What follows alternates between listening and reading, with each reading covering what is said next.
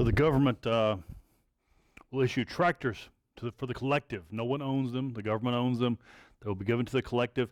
By the way, they may not show up, may or may not show up, and they may or may not be of good quality, but the government claims to provide tractors.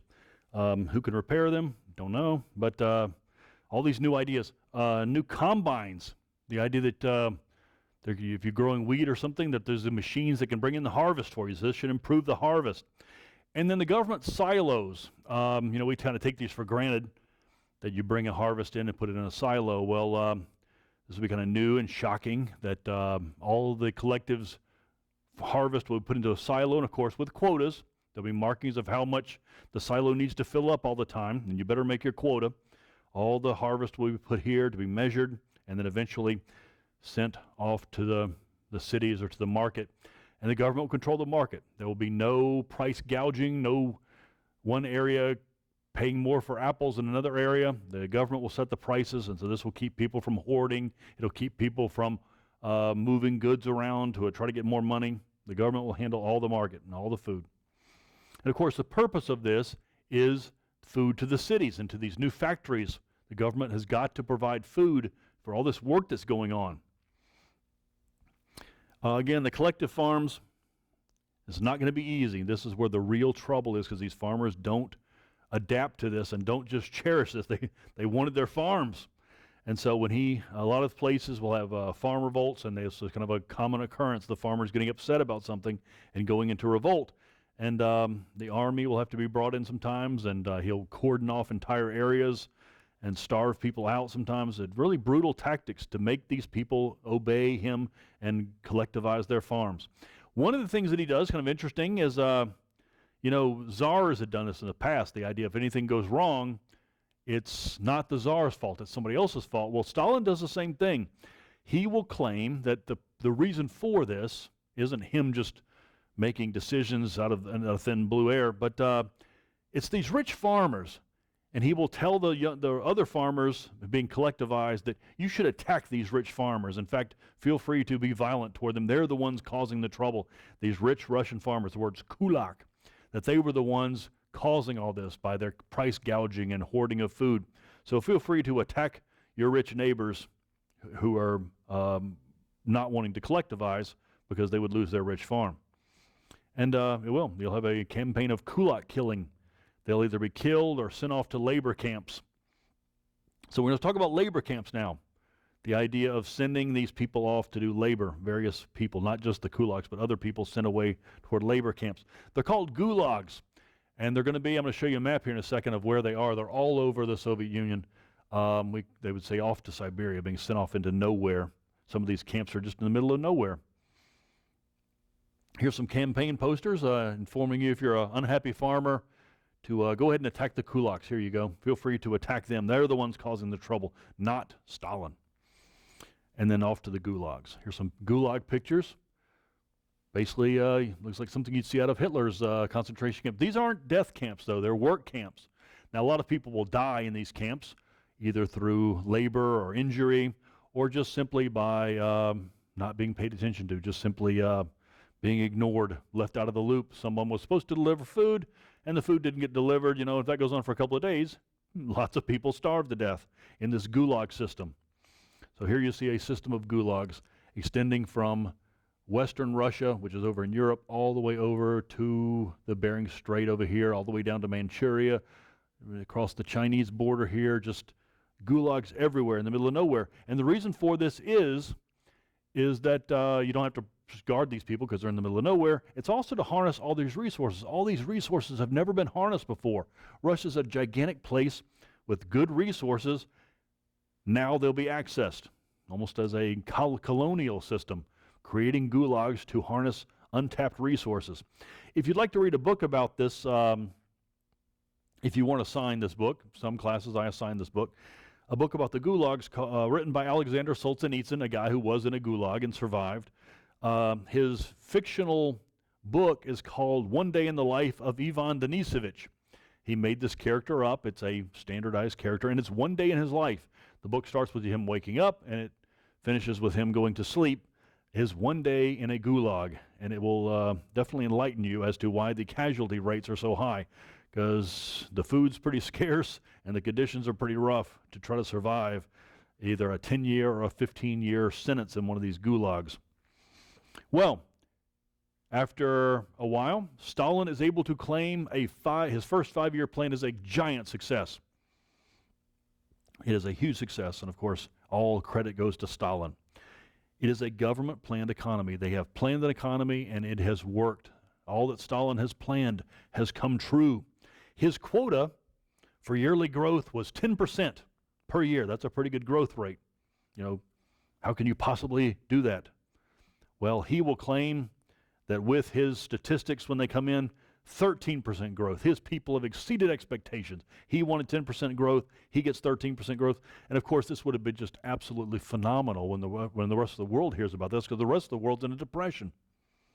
He has harnessed Russia's natural resources, things that czars could never access. He has forced people to access them. If you don't work correctly in a normal job, you'll be sent to a labor camp to harness these natural resources. Industry has boomed all over Russia, factories everywhere, from European side of Russia all the way to the Asiatic side, just all over Russia. Factories booming according to his statistics. And he'll even claim that we did it in 4 years, that the 5-year plan only took 4 years, and so this will be his, pat yourself on the back if you're still alive or if you're still functioning in society. You did it in 4 years. And he will release his numbers to the rest of the world. This will be a huge propaganda boon for the Soviet Union, that the Soviet Union is on track and moving and reaching modernity, while the rest of the world, being ruled by capitalists, manipulating prices, has fallen into a depression. Stalin's Soviet Union is the talk of the world in the 1930s. Stalin appears to be a genius. He'll tell you so himself. The statistics. Well, originally, who's going to argue with him? You're not allowed to go into the Soviet Union, but he will release them to the world, and so those are his statistics, and, statistics don't lie, do they? Well, now that we have some time has passed and we're actually able to research this a little bit, we've actually come up with, he did do some good for Russia in the fact that their growth is about 5% per year, not quite the 13 that he was advertising, but there is some growth in Russia. And of course, he's not advertising to the world all the deaths, millions of deaths, untold numbers, millions of deaths, and starvation, just depriving people of food either on purpose or on accident. When confronted by this, that Stalin, that there might be, a million people dead during this, his famous quote, if you kill one person, it's murder. If you kill a million, that's just statistics. Opposition will be sent to the gulags. And so pretty much you're either on board, or you're not, or you're going to disappear. So on any opposition. So the only people he sees, the only people functioning are the ones who are just diehard fanatic about this. Any opposition is sent away to the gulags. The estimate in the gulags is deaths maybe 20 to 25 million. So other deaths from just either the secret police or something, we don't know. Gulag statistics, depending on what book you read, anywhere from 20 to 25, some less, some more. But let's just kind of pick a number in the middle. 20 to 25 million of opposition have been done away with. Very few people return from the gulags. And if you did return from the gulags, you would not talk about it at all for fear that you might go back. Well, let's look at Stalin. Wow, one of the greatest men in history in an evil way. He is a master, though. You have to give credit where credit's due. This man has energized his nation, his Union of Republics. He absolutely dominates the party. He has inherited a party that was a very intellectual thing and had different viewpoints, and he just absolutely dominates it, and any other viewpoints are done away with. A master of controlling his party. A master of propaganda. Here, I'll put another propaganda poster up here. All the pictures I've been showing you have been basically propaganda posters. Here's one, look. He's with children there. Children adore him. Papa Joe. So he loves children. Children love him. Pictures don't lie, do they? We call this a cult of personality. Today we kind of take this for granted, that this is what dictators do. They just present pictures of themselves and things in the best possible light, and people learn to love them. How could you not? You're just bombarded by all the great things that he does ever since you're a child. So if a child is born and their first thing they hear is how great Stalin is, by the time they're 15 or 25, of course, all they want to see is the greatness of him. The state, this is absolute state control. And again, part of the thing is education. Again, these young kids will be educated in a system that Stalin has set out, where everything teaches them how great Stalin is and how great communism is. The arts and culture. If you're an artist, if you're involved in any way in the culture, you'd better conform to what the party tells you to do, or you'll disappear. Women's roles. Again, he has harnessed half of his population that hasn't been harnessed before to love him and cherish him in their new roles, their independent roles, away from male domination. And he also attacks religion. He is going to replace the old religion with the new religion of communism and the new cult of personality. He doesn't completely do this. The Russian churches will continue to exist. They'll be watched. If you go to a Russian church, you'll be put on a list and you'll never become a Bolshevik, obviously. And you'll be watched and not good things happen to you. But the churches will continue to exist. He basically will kind of make a deal with them that as long as they just kind of don't go against him, he'll let them exist. So never able to completely do away with Russian religion. As we go into the 30s now that he's accomplished his first 5-year plan, and there will be a second and a third, he now does something really strange that will baffle the world. He will now decide he needs to cleanse the party even further, as if his quota system and his forcing party control wasn't enough. Now he decides he's got to cleanse the party, that there are people in the party that are working against him from the inside. These are called the Purges. He's going to purge the party or cleanse the party of anybody that he suspects of anything. Who does he turn against? Who's involved in these purges? Pretty much anything you can think of could be a reason why you're purged from the party. This is a party purge. Again, within this elite group of Bolsheviks, this is going to be purging the party, not a reign of terror over the population. The Gulag System was enough for that. This will be purging the party, the elites of the party, guys who have given their all in a 5-year plan, it appears. Well, who's going to be gone for the next 5-year plan? Well, old Bolsheviks. No, you might be saying, well, he's an old Bolshevik. Yeah, but these old Bolsheviks, they tend to be loyal toward Lenin or toward some kind of different Marxism. So the old Bolsheviks will be done away with. Some of them executed, some of them sent to labor camps, the old Bolsheviks. Leninist. Some people are always talking about Lenin, how great Lenin was. Well, they'll be removed from positions or executed. And the worst of all, Trotskyites. Trotsky was driven out of the Soviet Union, but his people might be working secretly within the Soviet Union or outside the Soviet Union. So Trotskyites are the worst. If you're accused of being a Trotskyite, you're definitely going to die. And then intellectuals. This was not an intellectual thing anymore, Marxism started off as a philosophy, and you had to read books and things. No more need for that. No more need for these intellectuals publishing all this stuff. Just do as you're told.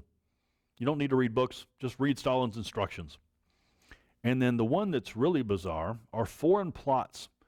Again, the paranoia, this idea that the Soviet Union is always under attack. There's always these other countries, these capitalists want to do away with it. And so there's always foreign plotters, according to Stalin, plotting. And the ones he'll point to will be those experts. Remember, he brought those experts in. Well, he doesn't claim that they're assassins or something. He claims that people talk to them too much. Some people talked too much to these foreigners and might have got some other ideas and want to make the Soviet Union like the Great Britain or like America or something. So foreign plotting that way through foreign connections with these experts. And then finally, just pure assassins. Somebody wants to kill Stalin. So you could be plotting of assassination of him if nothing else sticks. Again, this is just the short list. The list is long and extensive of all kinds of charges, bizarre charges brought against various Bolsheviks. So as we go into the 1930s, one of the things that makes this even more bizarre is that he doesn't just do away with them and, he will have show trials. He will put them and film them on trial. And he'll even send the tapes to the rest of Europe, to show Europe what's happening in the Soviet Union. And of course, we're just flabbergasted by this, that here's a country that is just booming economically, it seems, and then he is going to just show us videos of these very strange charges against Bolsheviks and announcing their sentence, either a death sentence or manual labor or hard labor sentences. And it just shocked us of, wow. And in the show trials, they will admit their guilt. They will always admit the charges, the very strange charges brought against him. They will admit it. And it just baffled us of why. Wow, what strange charges. And they said they're guilty, so they must be guilty. You know, what we don't know, what we didn't know at the time, but we do know now, is the interrogation system that they used. If you read 1984, Orwell talks about it in there, the idea of just terrorizing people. And other books of people who survived this will talk about the system that they used. Nowadays we're used to it, the idea of good cop, bad cop, shining a light on the suspect and not letting them sleep and constantly bombarding with stories and then trying to catch them if their story doesn't fit the second time or the third time. We're used to that now, but this was all new when the communists were doing this, forcing people's confessions, very strange confessions. By 1937 now, he does something even stranger. He is going to announce a purge of the army. Now, this isn't the typical soldiers. This will be the highest levels, the generals and the officers of the army. Now, the reason for this is he fears a coup d'etat. We couldn't understand what he was doing watching from outside, but we know now that he was fearing a coup. He's very paranoid. And there's some truth in this. If there's going to be a coup, we know this about dictators, if there's going to be a coup, it usually comes from the army. These are the guys who have the weapons. So there is some legitimate fear here, but he has reached the point of just extreme paranoia. He will wipe out his officer corps from the generals on down to the enlisted men. He will leave the enlisted men alone, but the officer corps will just be decimated, just wiped out. And of course, who's going to replace that? Who's going to replace these men who might have had military ability? You'll have party officials. Party men will step up to become your new military men. Well, what sort of military ability do they have? It doesn't matter to Stalin. It doesn't matter if you have military ability. All you need is loyalty. In the communist mind, a loyal party member can succeed over anything that's in a book. If you just dedicate yourself to the party, the power of the people will overcome any military obstacles. Really quite strange. And by the way, there is a war coming. 1939, he will be facing Hitler. Not yet. 1941 is when he'll actually fight Hitler. But by 1931, the war's starting to break out. And his army, huge on paper, gigantic on paper, but the upper echelon, not men of military ability. Here's some pictures of Stalin's show trials. We got to see videos and pictures of men confessing to very strange charges, and there it is over there. It wasn't any secret. People knew it was coming down in the Soviet Union, that all these people are rounded up and